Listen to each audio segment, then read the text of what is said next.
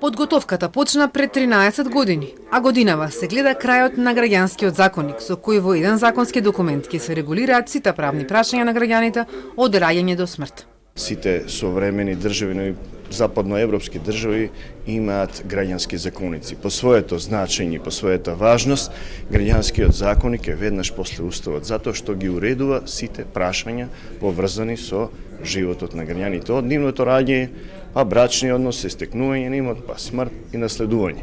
Со донесувањето на граѓанскиот законник значително ќе се зголеми правната сигурност, затоа што ќе се спречат донесување на бирократски така наречени закони кои што се менуваат секојдневно, катадневно, без поширока расправа, без аргументација, а наспроти таквите закони, еве гледате еден ваков проект, долги години се изработува.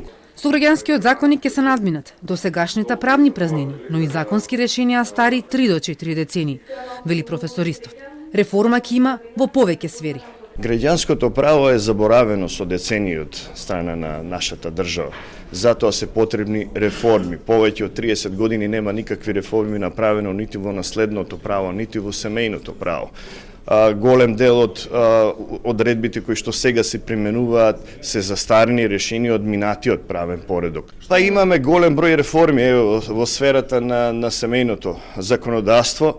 Се усогласува нашето законодавство со Конвенцијата за правата на детето, се уредува брачниот договор, понатаму се променува концептот на родителската одговорност, понатаму се воведува еден фонд за издршка на децата, на алиментација, во случај кога родителот нема повеќе од 2 месеци да ја плати издршката, тоа треба да го плаќа државата од буџетот и голем број на други реформи, уредувањето потемно на вонбрачната заедница.